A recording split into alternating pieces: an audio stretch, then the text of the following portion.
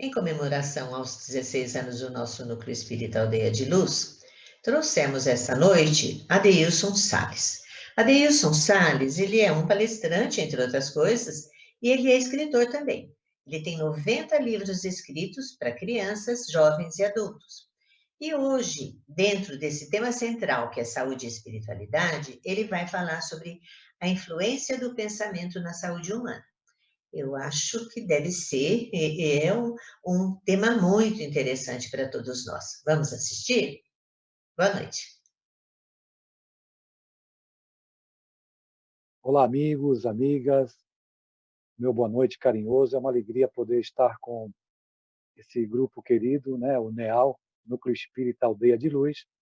E é uma satisfação pela primeira vez poder me dirigir a vocês, mesmo nesse ambiente virtual, e participar logo na primeira oportunidade de uma festa. E nós sabemos que a doutrina espírita é sempre um convite para um banquete de luz. Vamos aproveitar então nessa noite para refletir um pouquinho acerca dos postulados da doutrina espírita com o tema A influência do pensamento na saúde humana, que é um tema muito instigante. Durante um período da minha vida, eu até parei de oferecer esse tema porque as pessoas só queriam me ouvir falar sobre esse mesmo assunto. Então eu escondi o tema durante alguns anos e agora a gente está voltando a trabalhar esse tema, que é um assunto que nós pautamos a nossa fala, evidentemente, dentro dos postulados da doutrina espírita, mas o que me inspirou a trabalhar esse tema é um médico de um oncologista norte-americano chamado Dr. Bernie Siegel. E o livro que ele escreveu, aliás, é uma indicação de leitura que eu faço para aqueles que gostam de ler, né, uma leitura que, embora não seja da literatura espírita, ela traz no seu bojo, no conteúdo do livro, muito daquilo que o espiritismo nos ensina, nos orienta e os caminhos que ele aponta. Então o livro se chama Amor, Medicina e Milagres. Eu vou repetir só mais uma vez, porque eu não costumo repetir o nome de livros da concorrência, tá certo? Eu tenho que divulgar os meus livros.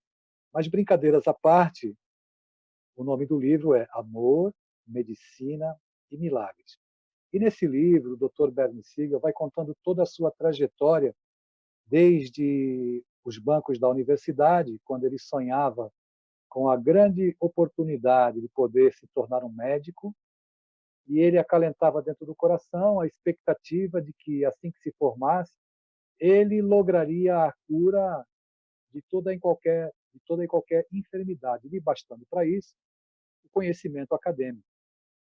Então ele teve uma trajetória como universitário, uma trajetória singular, destacada devido à sua grande capacidade intelectual, à sua inteligência, à sua sagacidade. Todavia, após o período de residência e a escolha dele pela especialização em oncologia, o Dr. Bernie Siegel vai para a parte prática, tanto no lado clínico no hospital, quanto numa clínica particular, e ele começa a ser surpreendido, para não dizer, começa a se frustrar com a prática da medicina. Porque, embora ele tivesse sido um aluno destacado na universidade, o lado prático da medicina não correspondia à teoria que os livros acadêmicos lhe traziam. Então, em muitas situações, ele se viu confuso porque, diante de dois pacientes com a mesma problemática, a mesma anamnese, e que necessitavam das mesmas medicações, da mesma alopatia, ele percebia que havia um comportamento e uma reação completamente diferente. E na cabeça dele, que era muito cartesiano, não é? A implementação de uma mesma medicação para uma mesma enfermidade com paciente com um histórico parecido deveriam produzir o mesmo resultado, como se 2 mais 2 na medicina fosse igual a 4. E isso, é claro, o surpreendia. Então, pacientes que ele guardava a expectativa de uma sobrevida muito grande, faleciam em pouco tempo, e ele não conseguia entender por quê.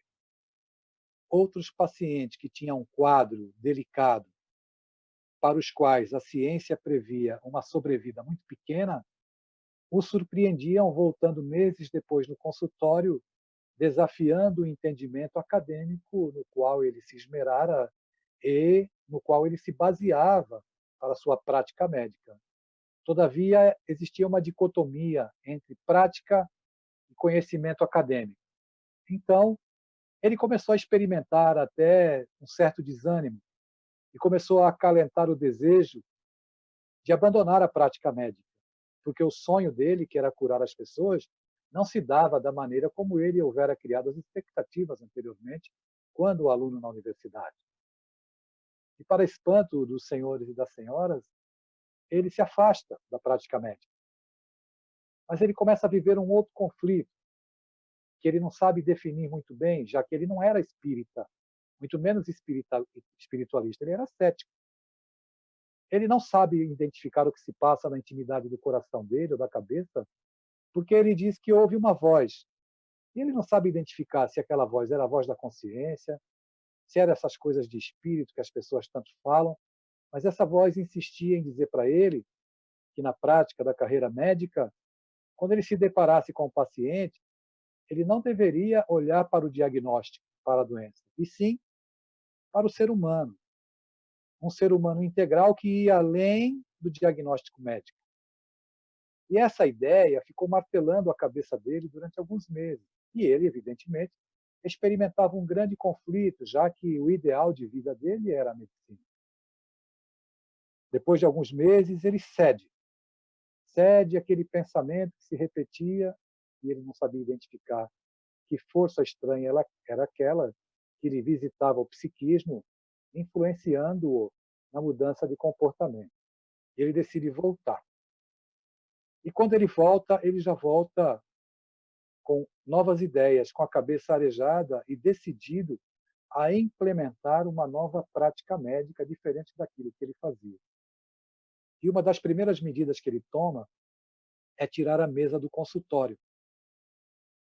E os colegas de profissão acham aquilo muito estranho, porque o consultório dele parecia mais uma sala de estar onde você batia papo com os amigos, do que o consultório médico. Aquela mesa havia derrubado um muro que criava um certo afastamento entre o médico e o paciente. Então, os outros médicos curiosos daquela atitude indagaram ao Dr. Bernie Siegel por que ele havia tirado a mesa. Ele disse que ele queria ter uma proximidade com os pacientes, não a ponto de se envolver nos problemas pessoais, mas humanizar o atendimento. E você que me ouve hoje, tanto quanto eu, sabemos o quanto é importante você se dirigir a um consultório médico e o médico não ficar apenas de cabeça baixa fazendo anotações no papel, num bloco de papel, sem olhar nos teus olhos. Muito da melhoria, da cura, a depender da situação, já se inicia na empatia médico-paciente, ali, numa fala informal, e era essa fala que o Dr. Bernie Siegel introduziu na prática médica dele. Então, ele começou a surpreender por causa da mudança de atitude em algumas situações. Diante disso, ele decidiu ir mais fundo nas mudanças e nas atividades que ele se propunha a fazer. E, para surpresa de todos, o Dr. Bernie Siegel raspa a cabeça. E, novamente, ele surpreende os colegas de profissão, que já comentavam pelos corredores do hospital que ele não batia muito bem da cabeça, não. E, sem conseguir sopitar a curiosidade, foram novamente indagar. Mas por que você fez isso? Raspou a cabeça. E ele disse, é que eu tenho alguns pacientes que passam pelo processo quimioterápico e esses pacientes experimentam a queda de cabelo. E eu, evidentemente, querendo me mostrar mais parceiro, querendo ter uma identificação com o mundo dos meus pacientes, decidi tomar essa atitude. É claro que essa nova atitude dele causou muito burburinho, não menos do que uma outra grande experiência, que eu cito para os senhores e para as senhoras agora, quando ele reúne numa sala um grupo de 100 pacientes com câncer. 100. Todos avaliados previamente. E para todos, cabiam duas situações de tratamento: o tratamento cirúrgico ou o tratamento psicológico. que mais judiciosamente vamos chamar no meio espírita de reforma íntima. Então você pode, todos já foram previamente avaliados, vocês podem optar pela cirurgia ou podem optar pelo tratamento cirúrgico. Eu vou fazer uma pausa agora para dizer para você, meu amigo e minha amiga, sabe aquela dorzinha de cabeça que você sente? Você sente uma dor de cabeça na segunda e você toma um analgésico. Aí a dor de cabeça vai passar. Sabe o painel do seu carro? De vez em quando acende aquela luzinha vermelha. Aí você olha, percebe que o carro está dando algum sinal, dando algum alerta. É a dor de cabeça. Aí depois de 2 dias a dor de cabeça volta. A luzinha vermelha do painel do carro acende de novo. O que você faz? Toma outro analgésico. Olha para a luzinha do carro. Como ela apagou, você vai continuar andando. Eu vou levar depois. Só que chega um dia, a dor de cabeça fica constante, a luz vermelha do painel do carro não apaga. Aí você é obrigado a encostar o carro no mecânico. Assim como você é obrigado a ir ao médico. Aí o médico te pergunta assim: eu te apresento 2 sugestões. O tratamento cirúrgico para você ficar bem e apagar a luzinha vermelha da tua dor de cabeça, ou tratamento psicológico. Meus amigos, minhas amigas, meus irmãos, minhas irmãs, do universo de 100 pacientes que o Dr. Bernie Siegel fez a indagação, cirurgia ou psicologia? 80% optaram pela cirurgia. Ou seja, as pessoas querem ser curadas, mas elas não querem curar-se. Todo mundo quer ser curado, mas ninguém quer se curar. Então, você vai e pergunta: doutor, se eu fizer a cirurgia, eu vou ficar bom? E ele vai dizer para você: vai. Mas você não vai poder mais andar com seu veículo físico nas estradas esburacadas dos vícios e das paixões. Então, a gente vai para a cirurgia.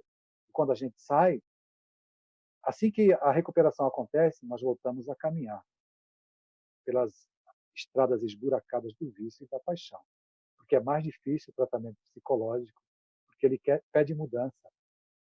Ele pede que a gente abandone aquelas bengalas emocionais, as muletas das quais nós utilizamos para responsabilizar os outros pelas nossas dores.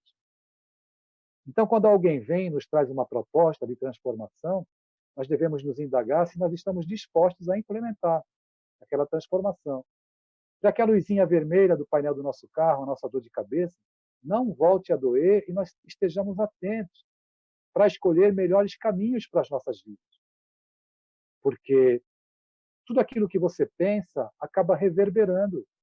E o Dr. Bernie Siegel percebe que de todos os pacientes, aí ele encontra a chave que ele não tinha. Ele percebe claramente que o paciente que deveria ter uma sobrevida e não teve, era um paciente problemático, que se queixava demais da vida, que reclamava, que carregava sentimentos desajustados, cultivava rancor, mágoa.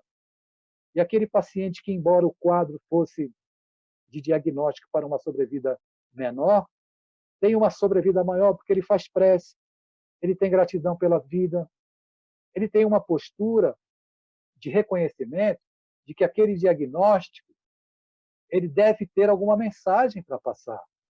Aliás, toda a dor que se abate sobre a nossa vida traz um recado da divindade, é um convite para uma entrevista. Mas nós optamos, então, pela reclamação e pela queixa. Nos acreditamos credores da vida, quando na realidade nós somos devedores.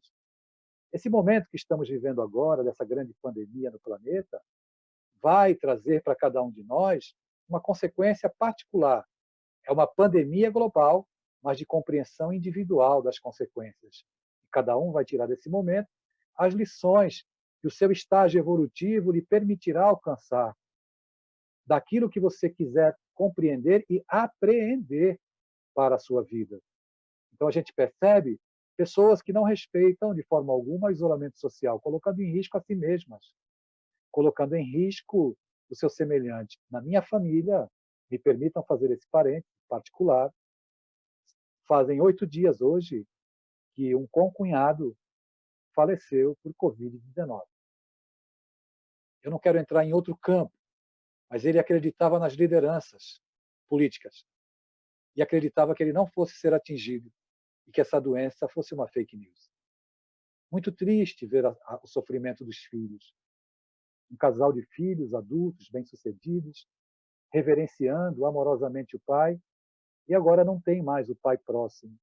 Ou seja, o que eu dou de testemunho aqui, peço até desculpas de trazer algo pessoal, é para ilustrar nesse instante que o chamamento para o despertar ele é coletivo, mas cada um atende se quiser. Então, não é momento para ter medo, mas é momento para agir com responsabilidade perante a vida. É momento de nós agradecermos a bênção de Deus, de reatar alguns relacionamentos que ficaram pelo caminho, no contato com os filhos, com os quais nós falávamos tão pouco. Não é? E quem detém o conhecimento espírita, quando olha para o filho, não pode olhar para um corpo de 16 anos, 17, 18 e 30. Você não está educando um corpo, você está educando um espírito imortal. Nesse particular, permita-se aprender com seu filho, porque ele é um espírito imortal, assim como você.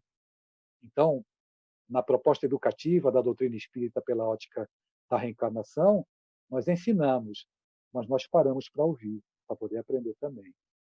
Porque os nossos filhos têm o que nos ensinar. Porque eu conheço adolescentes mais maduros do que os pais. Então, quem é quem na relação? Nós estamos num posicionamento dentro do contexto familiar, mas que deve fazer para quem é espírita e tem a bênção dessa doutrina na sua vida, os nossos relacionamentos devem ser vistos com um olhar mais abrangente, mais transcendente. O que isso tem a ver com a influência do pensamento na saúde? Tem a ver que é dentro dos nossos lares, né? Às vezes aqueles dramas familiares que nós vivemos, as situações que nós acalentamos, as trincheiras das verdades absolutas nas quais os pais se colocam e não saem de lá por nada. Na outra trincheira fica o filho acreditando que o pai tem que prover tudo. E aí há uma ruptura, às vezes, dentro do lar. Então, esse momento é um momento que, para quem tem a lente dos óculos da doutrina espírita, pai, mãe, olhe para o seu filho, humanizando o seu olhar, entendendo que ele é um espírito imortal, que ele não irá provavelmente corresponder às tuas expectativas. Filho, olhe para o pai e para a mãe, compreendendo que eles são espíritos imortais, que eles estão te dando aquilo que, por certo, eles podem. E no mais, talvez eles não tenham entendimento. Aliás, eles têm uma herança educativa também. O que será que seu pai sofreu, sua mãe sofreu para chegar até aqui? O que será que eles têm para dar para você? Talvez eles não consigam. E você, filho? Ajude-os a construir uma ponte de entendimento. O pai sai da trincheira, o filho sai da outra trincheira.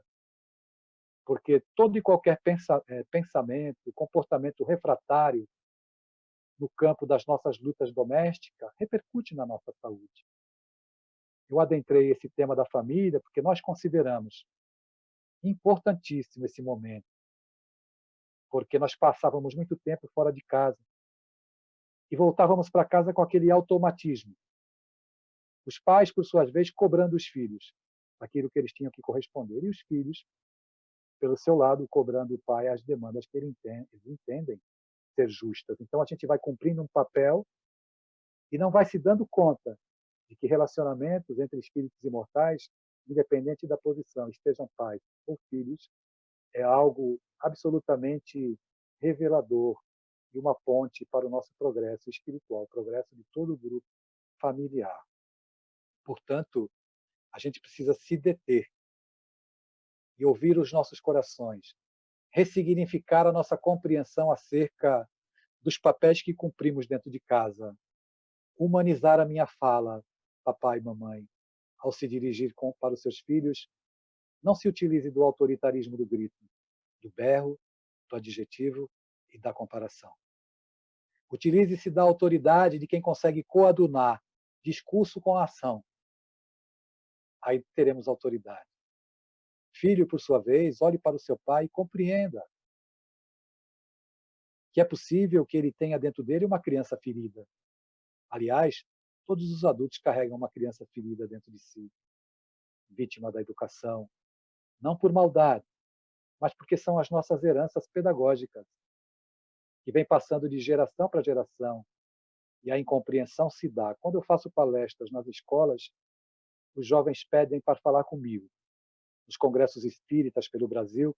E aí eu passei a perceber, primeiro eu comecei escrevendo para crianças, né? Depois comecei a escrever para jovens, porque a minha neta, que era criança, ficou adolescente. Eu procurei livro espírita, minha neta não tinha livro espírita, e comecei a produzir livros para adolescentes. Aí agora, quando me chamam para falar para jovens, eu faço uma exigência, uma única exigência. Eu aceito falar com jovens, mas a minha exigência é um tempo para falar com os pais. Porque os pais estão precisando de ajuda. Muitos pais me procuram, a demanda é a mesma. Os jovens me procuram, os pais me procuram. E nessa realidade desses conflitos, as enfermidades emocionais se avolumam, quadros de depressão, ideações suicida, sim, crises de pânico, e todo ano a ciência médica acaba catalogando novos códigos de enfermidades emocionais. É um tempo de vazios existenciais.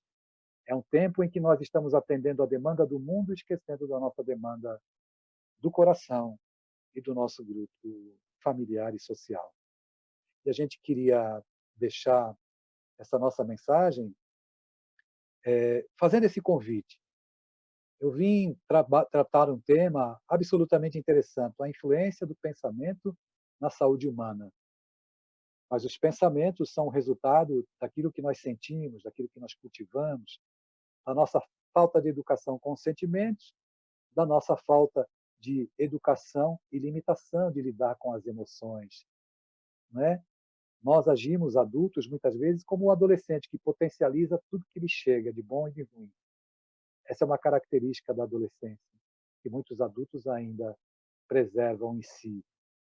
Cientistas norte-americanos isolaram um homem e suscitaram muita raiva nele, muita raiva.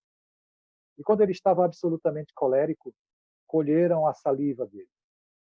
E na nossa saliva é encontrada uma enzima chamada imunoglobulina A, que é responsável pela nossa imunodeficiência.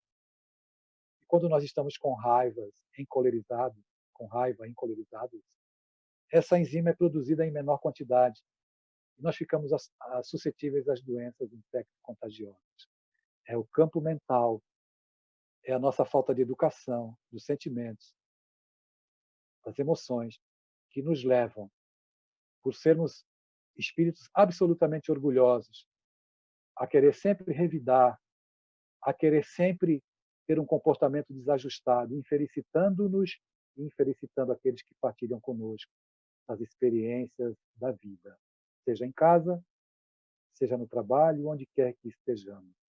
Então, o Dr. Bernie Siegel vai relatando no seu livro casos e mais casos que foram trazendo para ele uma reflexão profunda, e ele passou a compreender que existe algo além do corpo, que existe uma consciência ou que existe um espírito, ele não sabe definir o que é, mas existe, porque no contexto da sua prática médica, em uma cirurgia muito especial, com o paciente, um jovem de 23 anos, com histórico como atleta.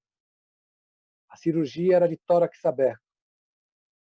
Em determinado momento da cirurgia, ele com a sua equipe perceberam que o paciente estava em risco, porque o paciente entrou num quadro de taquicardia e os batimentos cardíacos foram a 183 por minuto. E para surpresa de todos os médicos, que ficaram estupefatos, ele se volta para o paciente entubado, em coma induzido, e começa a conversar com o paciente, dizendo assim: Joe, os seus batimentos cardíacos estão fora de controle e eu preciso que você fique bem para que possamos implementar o êxito da sua cirurgia. Nós espíritas sabemos que no instante em que estamos enfermos, os laços que nos prendem ao corpo se afrouxam. Mas o espírito está encarnado. E para a surpresa de toda a equipe médica, sem a ingestão de nenhuma droga medicamentosa, os batimentos cardíacos diminuíram, a ponto de a cirurgia se tornar um sucesso. A minha fala não é a fala do Adeilson, espírita. É a fala pautada no que ele escreveu, um médico. materialista até então, que das próprias experiências teve um olhar diferenciado para perceber que atrás do corpo existia algo mais, como o mestre de Lyon teve a capacidade e a sagacidade de compreender que por detrás das mesas que se movimentavam havia uma inteligência, que trouxe para nós hoje o conhecimento da doutrina dos Espíritos. Nós devemos, nesse instante em que temos esse tesouro do conhecimento, para facilitar a nossa vida, a compreensão de um tempo de provas coletivas, volto a frisar, com aprendizagem individual, que nós tenhamos olhos de ver que por detrás dessas nuvens negras que palmilham o céu hoje, o sol continua a brilhar, que a noite está escura, mas as estrelas estão salpicando o universo com seu brilho, nos dizendo que nós devemos prosseguir, que não há por que desistir, que somos os senhores, os artífices do nosso destino. Então, se nós acalentarmos sentimentos desajustados, emoções incontroladas, evidentemente estaremos passando por situações dolorosas, porque o nosso cérebro experimenta um desajuste enzimático, uma descompensação enzimática que vai reverberar no metabolismo do nosso corpo. Daí alguém que discute tem dor de cabeça, daí o outro que discute tem uma queimação no estômago, daí a diabetes nervosa surge, a nossa falta de educação com os nossos pensamentos, falta de educação com as nossas emoções. E qual é hoje a nossa grande oficina de trabalho? É o lar, é a nossa família. Então é interessante, parece que nós estávamos viajando a alta velocidade, alguém puxou o freio de mão e caímos todos no chão. E agora a gente está procurando um lugar onde deve sentar, e o lugar é o mesmo, é o lar, é a família. E me permitam uma colocação, me permitam. Quando eu me refiro à família, eu me refiro a qualquer tipo de família. Onde existe amor e respeito, nós devemos considerar os grupos familiares, porque ali Deus habita. Onde existe amor, Deus está. Onde existe amor, respeito. Então, que a gente possa refletir muito profundamente que aquele filho que surge no meio da sala da minha casa, aquele adolescente, e que eu desconheço quem é esse personagem que me enfrenta agora, nós devemos ter humildade para compreender se aquele personagem não nasceu fruto da dicotomia do meu discurso e da minha ação. Eu falo para o meu filho uma coisa e faço outra. Se aquele personagem que surge na sala da minha casa não está assumindo as reminiscências de vidas passadas, não é? Assumindo quem ele é de fato como resultado de todas as vidas que ele já viveu e que agora surge ali me cobrando, de certa forma, a ausência que eu perpetrei desde a infância. Educação dos nossos filhos não começa na adolescência e nem termina na infância. O conceito de que educar é prover uma escola boa, esse conceito não existe mais. Se a educação do intelecto garantisse a felicidade de alguém, alunos de Harvard, de Stanford, de Cambridge, da USP, da Unicamp não se suicidariam. Então é tempo de construirmos as duas asas para que o espírito possa voar. A asa da espiritualidade, valores éticos morais, que cabe à família. E a asa do intelecto, para que eles tenham uma profissão, sejam homens de bem. Mas se eles têm a asa da espiritualidade, toda a inteligência e capacidade dos nossos filhos será utilizada com a compreensão de que tudo o que eles têm e amealharam é para o bem comum, para o bem da sociedade. Aqueles que conseguem só a asa da intelectualidade criam para si o sentimento da presunção, de que o mundo depende deles. Crianças que não têm limites educativos crescem acreditando que os seus desejos são direitos adquiridos. Mas uma palestra sobre educação fica para uma outra oportunidade. Não é? Quem sabe eu desejo ao NEAL que ele prossiga na sua missão de iluminar as consciências, Isso é o que de melhor o Espiritismo tem para nos oferecer. Fazer com que a gente deixe de lado as bengalas e as muletas, que nós estamos aí ancorados, possivelmente desde outras vidas. Porque um banquete espiritual como esse veio trazer para o meu coração e para o seu coração, meu amigo e minha amiga do NEAL, a nossa alforria. A doutrina espírita é uma carta de alforria para as nossas almas, para que a gente abandone a teologia da culpa, não é? Há tantos séculos incutidas na nossa mente, já nascemos culpados, já reencarnamos culpados, para o momento grandioso, glorioso, que o Espiritismo nos traz da nossa redenção, nos entregando a emancipação espiritual e nos dizendo: você não é mais culpado, mas você é responsável pela sua vida. Sejamos, então, responsáveis, entendendo que nós moramos onde pensamos. Tudo aquilo que você pensa, você está habitando esse pensamento. Fica aqui a minha gratidão pela oportunidade. Agradeço aos companheiros que me contataram, me honrando com a possibilidade dessa fala, participando de um banquete como esse, pedindo a Jesus que possa nos envolver, nos dar clareza, lucidez, para que nós vejamos nesse momento de convite, de aprendizado coletivo, uma grande, mas uma imensa oportunidade de ascensão espiritual para cada um de nós. Muita paz. Que Deus os abençoe a todos. Até breve.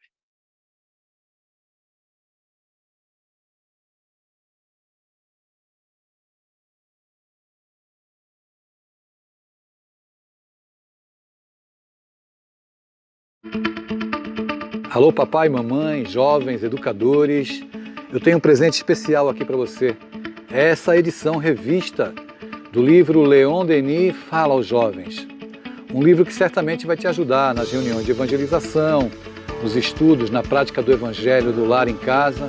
São frases de Leon Denis sobre o amor das suas mais variadas obras, dissertadas por mim, contextualizando o tema e o assunto para os dias de hoje. Livro moderno, projeto gráfico exuberante, que nos convida a refletir, a estudar a obra de Leon Denis. É um resgate, na verdade, desse filósofo contemporâneo de Allan Kardec, com textos atualíssimos, contextualizados para os nossos jovens. Então, eu te convido a conhecer esse projeto maravilhoso, que tem a nossa assinatura e a parceria com a editora Intervidas, que, como sempre, traz para nós um livro com toda a qualidade exuberante no aspecto gráfico e com uma diagramação inovadora. Leon Denis Fala aos Jovens. É, sem dúvida alguma, um livro que vai trazer para você um conteúdo que vai te levar a refletir sobre questões como sexo, relacionamento entre pais e filhos, e tantas outras situações em que a gente precisa refletir e que a doutrina espírita traz para nós uma lente toda especial para que a gente possa aprender com os seus postulados. Então fica aqui essa dica e esse convite para você, para conhecer essa obra exuberante, Leon Denis Fala aos Jovens. Veja se não é um projeto encantador para você, evangelizador, para você, papai, você, mamãe, conhecer esse projeto maravilhoso e principalmente se deleitar com os textos leves. E tem um detalhe especial: o prefácio é de André Trigueiro, nosso querido amigo, jornalista, professor universitário, que prefaciou essa obra, nos honrando e, evidentemente, trazendo mais credibilidade ainda para esse nosso trabalho. Leon Denis Fala aos Jovens.